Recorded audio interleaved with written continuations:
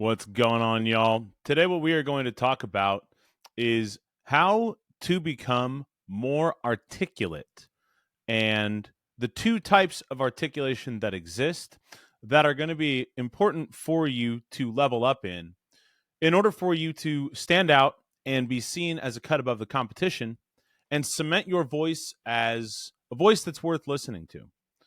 All right. So, when somebody says be more articulate, what they mean, usually, is figurative articulation. Figurative articulation is how concisely or precisely you can make your point. And there's really no rules here. There's no tools or strategy that are off the table. What you choose to use to be more articulate, figuratively, is going to depend on your message, on your audience, on the medium, etc. But regardless of the form that your figurative articulation takes, your facility to figuratively articulate is determined by the clarity of your thinking. And this process not only builds empathy for self and for others, which enables you to connect more deeply and authentically, but it also strengthens conviction in your message and your purpose, which is magnetic. So that's figurative articulation.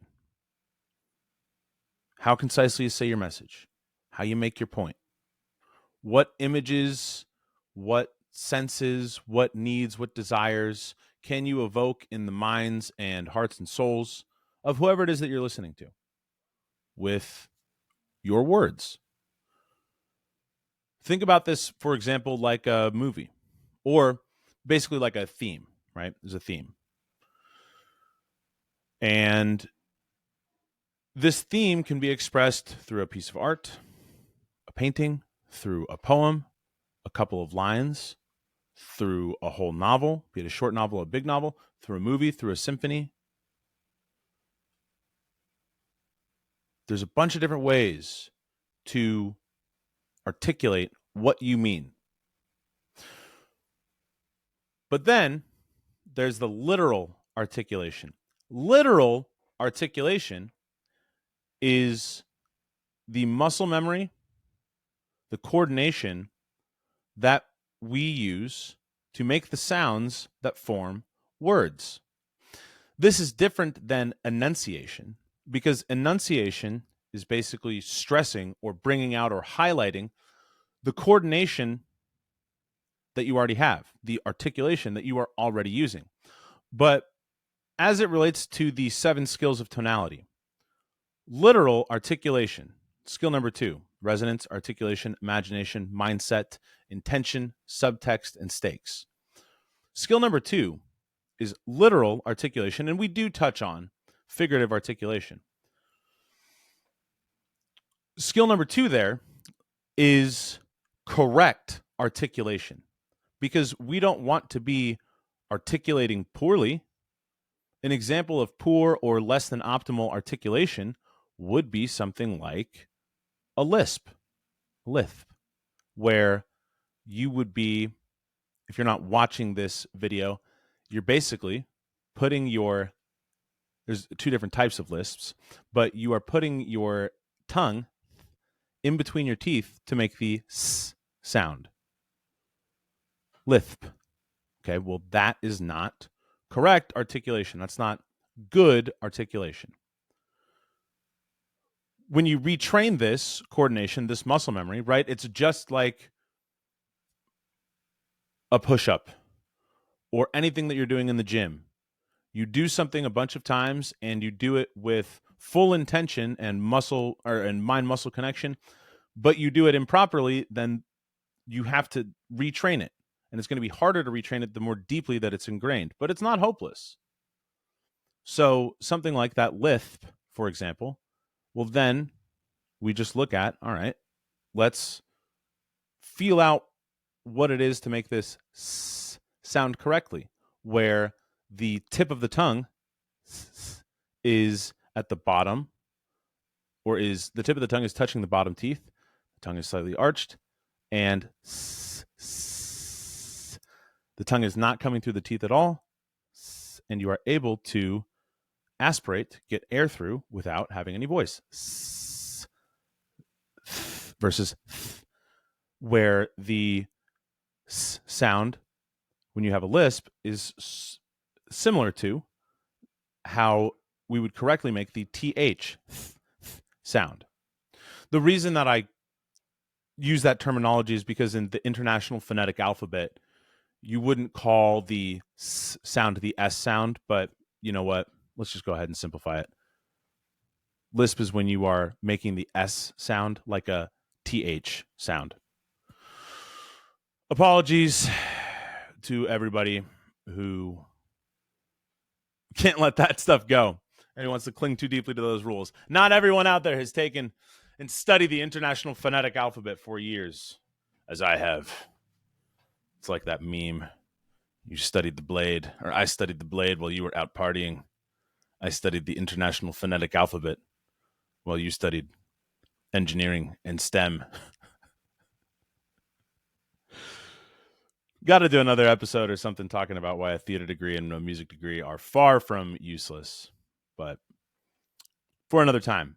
Anyway, so literal articulation. Now, this is, and I might be biased here because of what I've been focusing on recently with some clients and seeing how quickly they're able to progress when we focus on this. But in this moment, I believe that literal articulation is the major linchpin for all of the physical aspects of the 7 skills of tonality. Because literal articulation requires breath flow and voice at the same time. It makes you sound immediately more intelligent and credible, and it requires you also to slow down, thus making you easier to understand, and it signals higher status when you are speaking more slowly. It indicates to the listener that you are calm and you have a degree of emotional control. That breath flow and voice keeps us away from vocal fry, which is impossible to express anything through and sounds totally apathetic. And why would you want to follow or be on the same team? Let somebody lead you who is totally apathetic. And what literal and figurative articulation do combined, like I mentioned before with figurative articulation, is combined, they allow you to express, to identify your own and then to express it, share it with others, deep, deep conviction. And conviction is not one of the 7 skills of tonality. It does come from identifying your stakes, the final skill, skill number 7. Stakes being, oh, if I don't get, if X doesn't happen, then, well, my coffee is cold. Okay, well, let's go one level above that. If X doesn't happen, then me and everyone that I love dies. Okay, that's pretty high. But the highest level of stakes that are available is, now suspend any belief or suspend any disbelief you may have in a higher power and an afterlife, and just go with me here.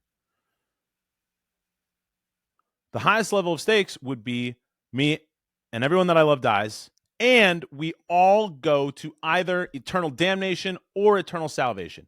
There are no higher stakes than that. When you're playing for your soul, you're playing for your soul and the soul of everyone that you love. Those are high stakes.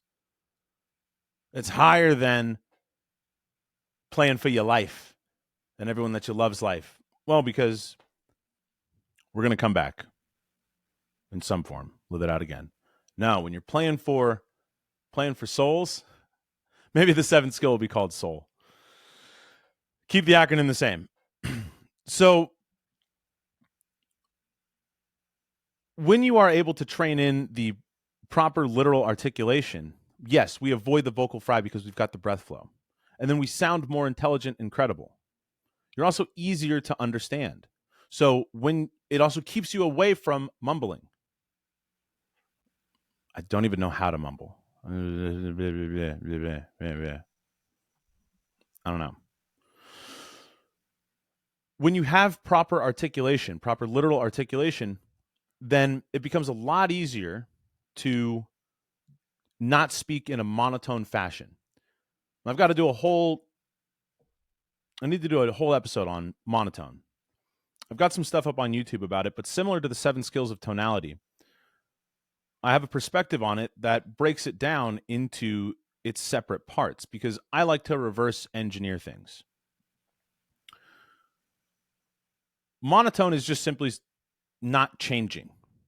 So even if you're speaking in a sort of newscaster voice, which would have a lot of dynamism and up and down as sort of melody, however you want to look at it, good resonance, etc., and proper articulation. If you are speaking like this for your entire speech or piece of content at this pace, etc., with these breaks and emphasis and cadences, then you are effectively monotone. It's going to get people to zone out. They become totally numb and desensitized to it. Now, one of the benefits of proper literal articulation is that it allows for you to speak. Hold on, got a little bit of dryness there. Yeah, maybe some more coffee will help. Water? I hardly know her. What proper literal articulation allows for you to do is to speak very, very quickly and still be understood. So you don't have to speak. We got a little coffee there. So you don't have to speak super slowly, which perhaps should be your default pace. You don't have to speak super slowly all of the time. You can speed up in order to emphasize a point or in order to crescendo and build tension to then stop on a point. Now, if you listen to what I just did there, I enunciate my proper articulation more to stop emphasizing the correct articulation of stop, these plosives. So what proper literal articulation does for you is open up a whole lot more degrees of intensity that you can communicate with to break out of monotone. You are able to speak more quickly and still be understood. You are able to play with more consonants and more sounds, more vowels and length of vowels, while still sounding aligned and resonant with a correct balance of resonance. Because we don't always want to be speaking in just pure chest voice, and we don't always want to be speaking in just pure head voice. What we want to do is, just as in singing, we want to have a correct balance of these two. And proper literal articulation cues that in. You fall into it naturally. And that's why I'm thinking that proper literal articulation is the linchpin physical skill in the 7 skills of tonality that makes everything else easier. I'm very big on 2 things in particular: linchpin solutions and positive feedback loops. A linchpin solution is, hey, look, what's a list of problems that we've got or a list of stuff that we need to do? Well, if we can solve one of these things, what is one of these things that we can do or solve or what have you that's going to make everything else either redundant, not have to solve it, or it's going to make it easier? And a positive feedback loop is you do one thing and it makes something else. This reflexivity. You do one thing and then it leads to something else, and then that leads to something else. And these things are easier to maintain that move you forward in the direction that you want. It's generating momentum. Positive feedback loop would be, say, at the risk of tying something else back to training and to the gym, going to the gym. When I go to the gym, when I train, sure, I went for a run today. It was nice outside. When I train, I feel better. I'm mentally clearer. I have more energy, which means I can do more work and I make better decisions. And I get sick less. I don't really get sick. And I look better, so I feel better about myself. So training is the beginning of a positive feedback loop. I look better, I feel whatever, so I'm going to dress the way that I want. Now, I do this thing that makes me feel better in all these kinds of ways. And then I do this other thing that thing sets up that makes me feel even better, gives me even more confidence. Well, now I feel great. I'm thinking great. I look great. I feel awesome. Now I have more confidence to go out and shake hands and kiss babies. Positive feedback. I go out, I shake hands, I kiss babies. I meet more cool people, get more opportunities, etc. and so forth. Positive feedback loops started by training. Positive feedback loop started by proper literal articulation. Forces you to, contains within it balanced resonance, controlled, understandable pace of speech, gives you more options with which to express yourself dynamically and authentically, makes you sound more credible, more intelligible. And then mastering figurative articulation, well, that's going to require you to, first and foremost, level up in the skill of clarifying your thought. Clarifying your thought means that you are writing stuff out. You are stress testing your beliefs, stress testing what it is that you want to say. Would I pay attention to this? Am I just feature dumping? Or am I talking about benefits? Why should anybody care about this? What is the story that I'm telling myself about this thing? What is the universal lesson that I can extract from some everyday occurrence or whatever it is that we're talking about? And why should anybody care? That is how you build one of the major ways in which you start to build your conviction. By figuring out what your beliefs are, how deeply you hold them, and why you believe them, and why it's important to you and then to other people. If you want to know other people, get curious about yourself. Want to know yourself? Get curious about other people. Tons of positive feedback loops here.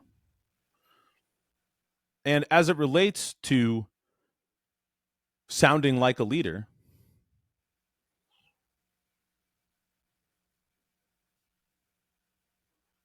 you sound more intelligent, you sound more credible from the get-go. Your voice is nicer, more pleasant to listen to. It's more expressive, so you can get all of your points across. You can hold attention, and you really know what you're saying and why it's important for people to listen, why they should join you on this mission, where you're going, and why you have to go there, why you will go there even if nobody follows you. Irresistible. Magnetic.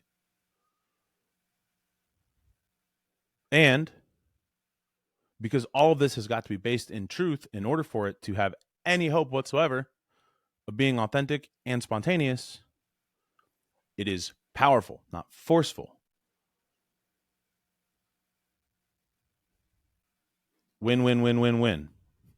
Reflexivity all around, momentum totally generated. So,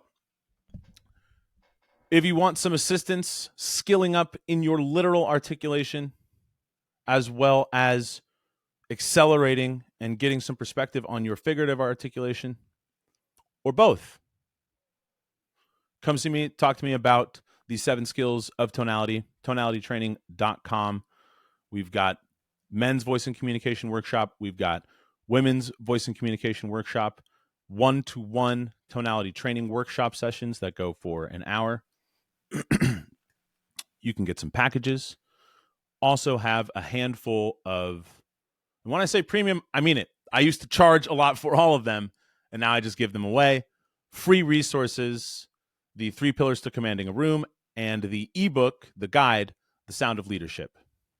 Also some vocal warm-ups, as well as a masterclass where I take some people in a workshop setting through specifically one fine fellow who was a client, then became a friend, Raj, through several exercises that are detailed in the Sound of Leadership ebook. The change is pretty serious. It's a good time. All of those will be at the link in bio wherever you are listening to this, or you can go to Michael Hewitt, HEWITT.com, or tonalitytraining.com, or, of course, find me on any and all social media platforms at Michael Hewitt23, like Michael Jordan, of course. And they will all be at the link in my bio. Anyway, if this was helpful for you, rate, review, like, subscribe. Seriously, that stuff matters. Love you forever. Really appreciate you if you do it. You know what I should start doing? I'm gonna start having some giveaways or something for people who leave good reviews. Leave honest reviews. If it sucks, let me know. Send your hate mail my way. But yeah, if it's helpful for you, leave a review, like, subscribe, etc., and tell your friends. All right, y'all. Getting out of here. Love y'all. Peace.